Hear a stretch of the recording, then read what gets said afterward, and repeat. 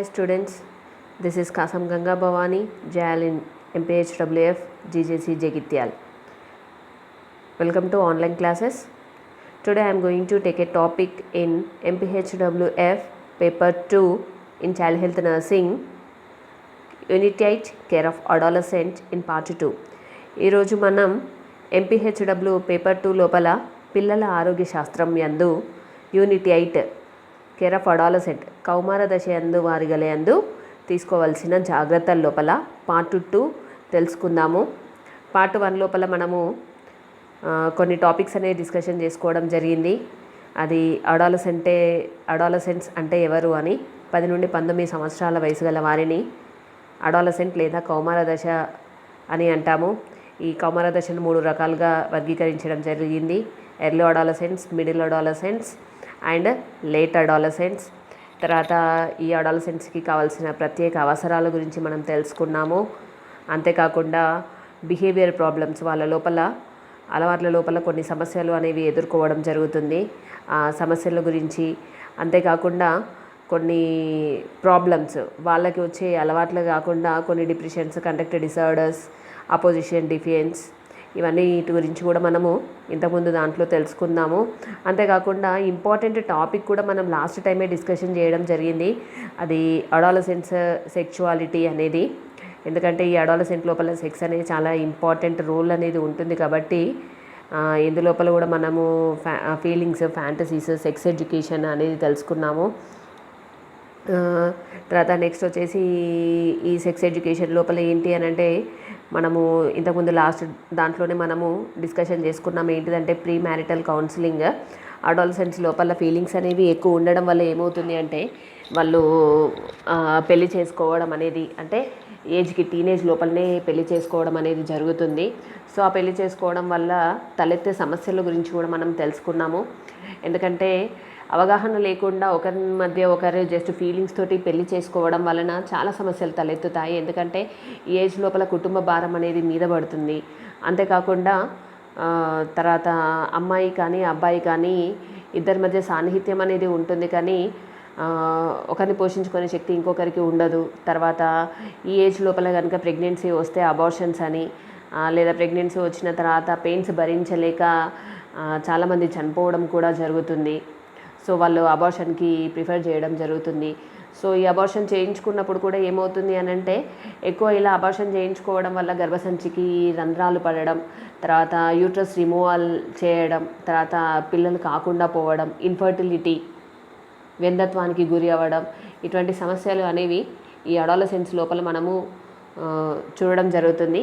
ఇవన్నిటి గురించి మనము ఇంతకుముందు సెషన్ లోపలనే చెప్పుకోవడం జరిగింది. ఇప్పుడు నెక్స్ట్ వచ్చేసి అడాలసెంట్స్ హెల్త్, కౌమార దశలో గల వారి యందు ఆరోగ్యం గురించి మనము తెలుసుకుందాము.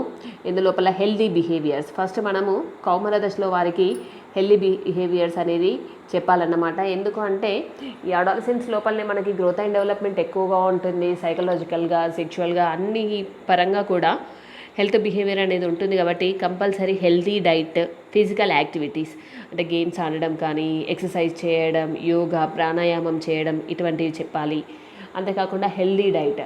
ఈ ఏజ్ లోపల పిల్లలు చాలామంది కూడా బయట ఫుడ్స్కి అలవాటు పడుతూ ఉంటారు. కాబట్టి ఆ ఫుడ్ తీసుకోకూడదు అని చెప్పి హెల్తీ డైట్ తీసుకోమనేలా మనము వాళ్ళకు కౌన్సిలింగ్ అనేది ఇవ్వాలి.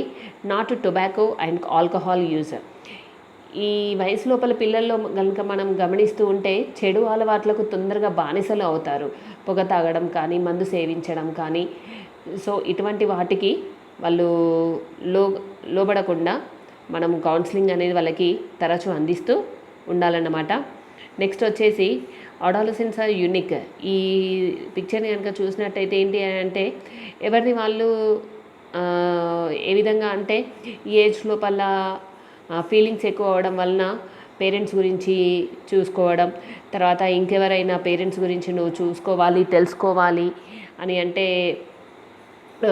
నన్ను చిన్నపిల్లల్లాగా చూడకు, తర్వాత నాకు ప్రైవసీ అనేది ఇవ్వాలి, తర్వాత డెసిషన్స్ నా హెల్త్ గురించి కానీ నా దాని గురించి కానీ డెసిషన్స్ నేనే తీసుకుంటాను, మధ్యలో చెప్పడానికి నువ్వెవరు అనే భావనలు అనేవి ఈ ఏజ్ లోపల ఎక్కువగా ఉత్పన్నమవుతాయి. కాబట్టి అటువంటివి ఏవి రాకుండా మనం వారికి తగిన విధంగా అంటే వాళ్ళ యొక్క భావాలను మనము అణచివేయకుండా వాటికి గౌరవం ఇస్తూనే ఆ భావాలను అణచివేసే ప్రయత్నం అనేది మనము చేయాలి. Next social factors in adolescent health. సామాజిక పరంగా కూడా కొన్ని ఫ్యాక్టర్స్ అనేవి అడాలసెంట్ హెల్త్ పైన ప్రభావం చూపడం జరుగుతుంది. వచ్చేసి ఏంటి అంటే parent perceptions, awareness about adolescent plays major role in adolescent health, school dropouts, less female literacy, economically weaker society, health seeking behavior was neglected and adolescent were not told whom to consult about the health problems. అంటే మన చుట్టూ ఉండే సమాజం అనేది కూడా మన యొక్క అంటే కౌమార దశలోని వారి ఆరోగ్యం పైన ప్రభావం అనేది చూపుతుంది. ఎందుకంటే ఈ మధ్యకాలంలో కానీ తర్వాత పూర్వకాలంలో కానీ ఏంటి అని అంటే ఆడపిల్లల్ని ఎక్కువగా చదివించకపోవడం, తర్వాత తొందరగా స్కూల్ మాన్పివేయడం, తర్వాత ఆర్థిక పరంగా ఇబ్బందులు, ఇవి అన్నీ కూడా కౌమార దశలోని వారి యొక్క ఆరోగ్యం పైన ఎంతో ప్రభావం అనేది చూపుతుంది. ఎందుకంటే నువ్వు కొంచెం ఎదిగావు కదా, పని చేసుకో అన్నట్టుగా కుటుంబ భారం అనేది కూడా కొన్ని ఫ్యామిలీస్లో వాళ్ళ మీద పడడం అనేది జరుగుతుందన్నమాట.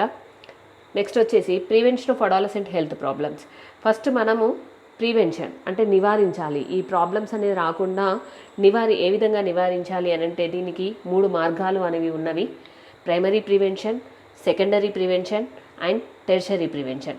ఈ ప్రైమరీ ప్రివెన్షన్ లోపల వచ్చేసి పాలసీస్, ఇన్ఫర్మేషన్ అండ్ ఎడ్యుకేషన్. అంటే మనకి గవర్నమెంట్ కొన్ని రకాల కార్యక్రమాలను తర్వాత విద్యను కూడా మనకి అందించడం జరుగుతుంది. అంటే ఉదాహరణకి కనుక తీసుకుంటే ఆడపిల్లలు చదువు బంద్ చేయకుండా ఇప్పుడు గవర్నమెంట్ అనేది ఉమెన్స్ కాలేజెస్ అని, డిగ్రీ కాలేజెస్ అని చాలా రకాల కాలేజెస్ని ఫ్రీ ఎడ్యుకేషన్ మళ్ళీ స్కాలర్షిప్ కూడా ఇస్తూ తదితర అవసరాలకి స్కాలర్షిప్ యూజ్ అయ్యేటట్టుగా వాళ్ళకి ఎడ్యుకేషన్ అందించడం జరుగుతుంది. సో మనం ఇటువంటివి వాటిలలో కనుక పిల్లలను చేరవేసేటట్టుగా కనుక ఉంటే వాళ్ళ యొక్క ఆరోగ్యం అనేది దెబ్బతినకుండా మనం కాపాడవచ్చును. Next secondary prevention, identification and reduction of risk. అంటే ఈ సెకండరీ ప్రివెన్షన్ లోపల ఏంటి అని అంటే పిల్లలు కొంచెం అనారోగ్యానికి గురి అవుతున్నారు అంటే వాళ్ళ యొక్క అనారోగ్యానికి గురి అవుతున్నారు అని మనం తెలుసుకోగానే సెకండరీగా మనం ఏం చేయాలంటే ఎవరెవరైతే చెడు అలవాట్లకు బానిసలు అవుతున్నారో వాళ్ళని తెలుసుకొని పూర్తిగా వాళ్ళు సమాజానికి చెడుగా కాకుండా వాళ్ళ తల్లిదండ్రులకు చెప్పి వాళ్ళను మంచి దారిలో ఉండేటట్టుగా మోటివేట్ అనేది చేయాలి. Next tertiary prevention, treatment and rehabilitation.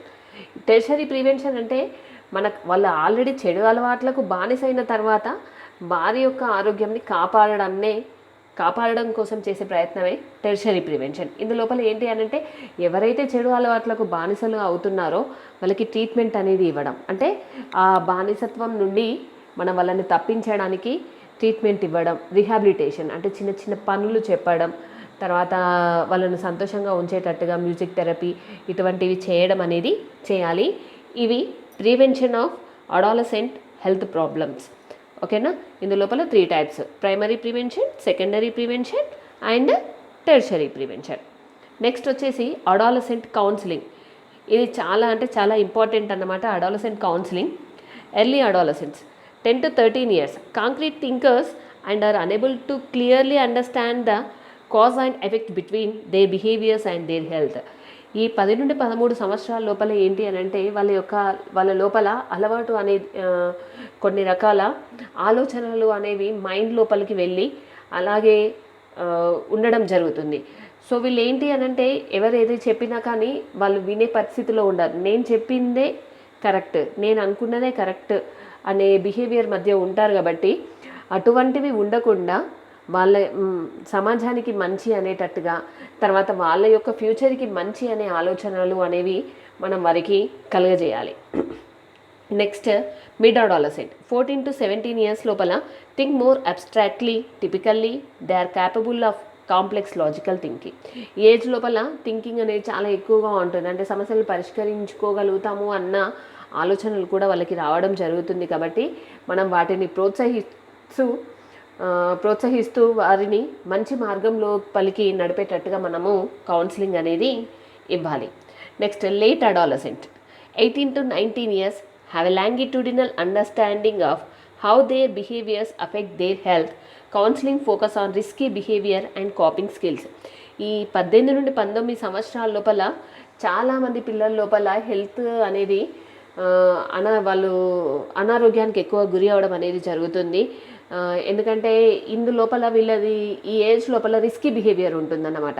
అంటే దేనినైనా సమస్యను నేను ఎదుర్కొనగలుగుతాను, నాకు అంత శక్తి ఉంది, అంత సామర్థ్యం ఉంది అని ఓవర్ కాన్ఫిడెన్స్ అనేది ఈ లేట్ అడాలసెంట్ లోపల మనం చూస్తూ ఉంటాం. అందుకోసమని ఈ లేట్ అడాలసెంట్ వాళ్ళకి మనం యాక్చువల్గా ఎక్కువగా కౌన్సిలింగ్ అనేది ఇవ్వాలి.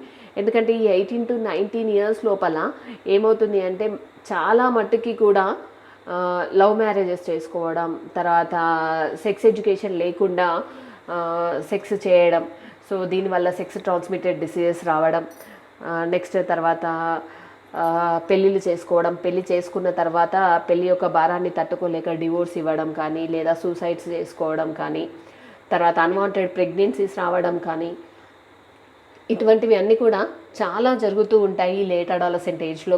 కాబట్టి వీటన్నిటి గురించి కూడా వాళ్ళకి మనము కౌన్సిలింగ్ అనేది ఇవ్వాలి. నెక్స్ట్ అడాలసెంట్ కౌన్సిలింగ్ లోపల adolescents are diverse in their age and development stage.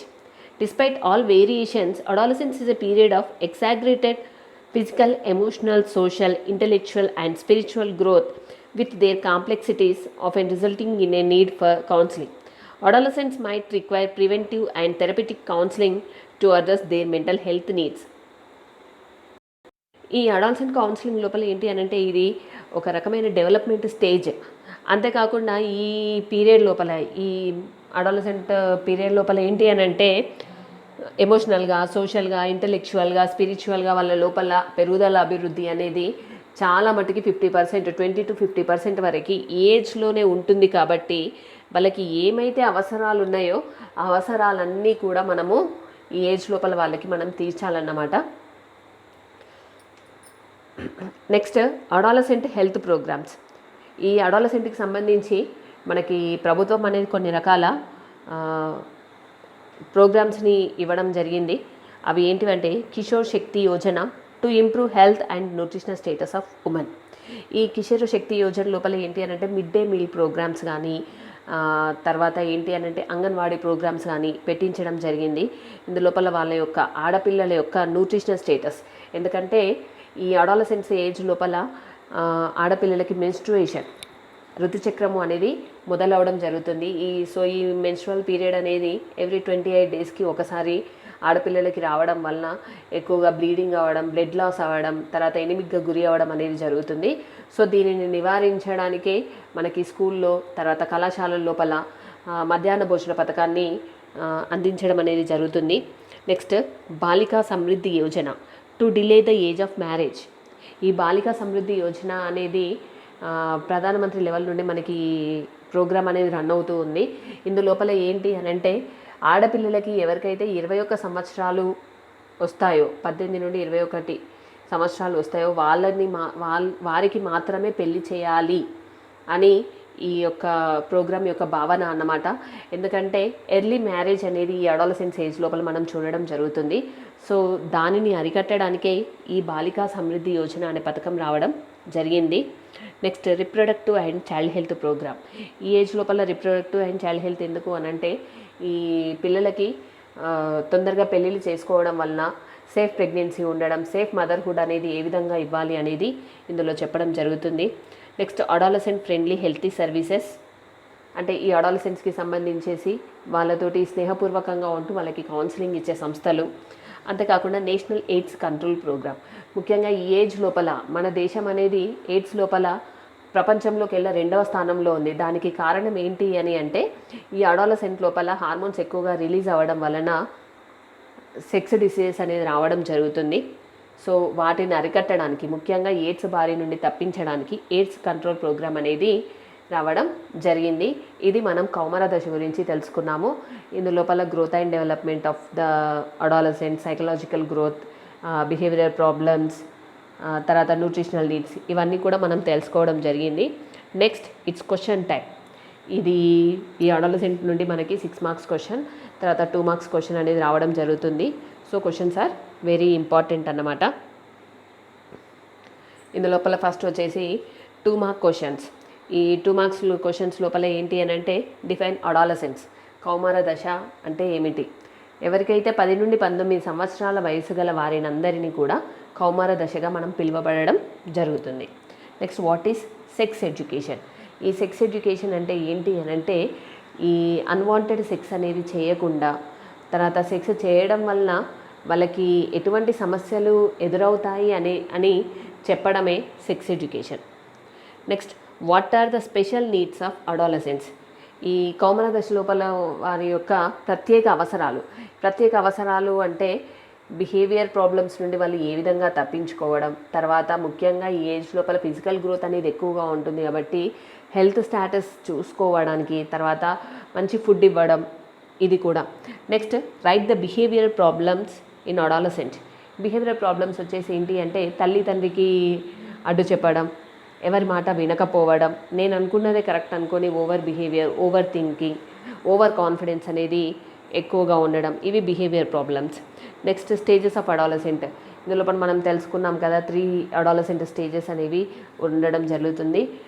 Early adolescent, mid adolescent and later adolescent. ఈ 3 అడాలసెంట్స్ ఇవి వచ్చేసి 2 మార్క్స్ క్వశ్చన్స్ అన్నమాట. ఈ 5 క్వశ్చన్స్ నుండి మీకు కంపల్సరీ ఏదైనా ఒక క్వశ్చన్ అయినా కానీ ఎగ్జామ్లో రావడానికి ఎక్కువగా అవకాశం అనేది ఉంటుంది. Next, 6 mark questions. ఈ 6 మార్క్స్ క్వశ్చన్ లోపల ఏంటి అని అంటే, describe growth and development of the adolescent. ఈ డిస్క్రైబ్ గ్రోత్ అండ్ డెవలప్మెంట్ లోపల మనం వీళ్ళ యొక్క పెరుగుదల అభివృద్ధి, అది బాడీ పరంగా తర్వాత యాజ్ వెల్ యాజ్ సైకలాజికల్గా కూడా వాళ్ళ లోపల పెరుగుదల అనేది ఏ విధంగా ఉంటుంది అనేది మనము తెలియజేయాలి. మేల్స్కి ఒకటి, తర్వాత ఫీమేల్స్కి ఒకటి అన్నట్టుగా మనము వేరియేషన్ చార్ట్ అనేది వేసుకొని కూడా మనము ఈ ఆన్సర్ అనేది రాయాలి. నెక్స్ట్, ఇంతకుముందు చెప్పుకున్నాం కదా, షార్ట్ క్వశ్చన్ లోపల సెక్స్ ఎడ్యుకేషన్ అంటే ఏంటి అని, ఇందులోపల డీటెయిల్ అబౌట్ అంటే ప్రతి ఒక్క దాని గురించి కూడా మనము డిస్కషన్ చేయాల్సి ఉంటుంది. Next, discuss the adolescent problems. అందులో behaviour problems, psychomotor problems, psychosocial problems, mental problems, health problems, ఇవన్నిటి గురించి కూడా మనం హెడ్డింగ్ పెట్టుకుంటూ ఒక్కొక్క దాని గురించి 3 to 4 లైన్స్ అయినా అని మనం ఎక్స్ప్లెయిన్ చేయాల్సి ఉంటుంది. Next, briefly discuss about adolescent counselling. ఈ అడాలసెంట్ కౌన్సిలింగ్ లోపల ముఖ్యంగా మీరు రాయాల్సింది ఏముంటుంది అంటే, ప్రీ మ్యారిటల్ కౌన్సిలింగ్. పెళ్ళికి ముందు వాళ్ళకి ఏ విధంగా అంటే దేని గురించి మనం కౌన్సిలింగ్ ఇస్తున్నామో, premarital counselling and early pregnancy గురించి, ఎర్లీ అబార్షన్స్ గురించి, సేఫ్ మదర్హుడ్ గురించి, వీటి గురించి మనము అడాలసెంట్కి కౌన్సిలింగ్ అనేది ఇవ్వాలి. Next, write the special needs of adolescent. ఈ ప్రత్యేక అవసరాలు, అడాలసెంట్కి ప్రత్యేక అవసరాలు ఏమేమి ఉంటాయి అనేది కూడా మొత్తం మనం ఇందులో రాయాల్సి ఉంటుంది. ఇవి 6 మార్క్స్ క్వశ్చన్ అన్నమాట. ఈ అడాలసెంట్ అనేది చాలా ఇంపార్టెంట్ టాపిక్. ఎందుకంటే ఇది మనం ఇప్పుడు ఇంటర్ లెవెల్లో మీరున్నారు కాబట్టి ఇంటర్ లెవెల్లో వారికి కౌమార దశ అనేది అతిపెద్ద మంచి అవకాశం అని చెప్పుకోవచ్చు, చెడు అవకాశం అని కూడా చెప్పుకోవచ్చు. ఎందుకంటే మన లోపల బిహేవియర్ కనుక మంచిగా ఉంటే మనం సమాజానికి ఒక మంచి చేయగలిగే వ్యక్తిగా మనం రూపొందుతాము. ఇన్ కేస్ చెడు అట్లా కనుక దారి తీస్తే కనుక మనతో పాటు మన కుటుంబ యొక్క పరువుని అంతటినీ కూడా నాశనం చేసినట్టుగా అవుతుంది. సో అందరికీ అర్థమైంది అని అనుకుంటున్నాను. Thank you so much.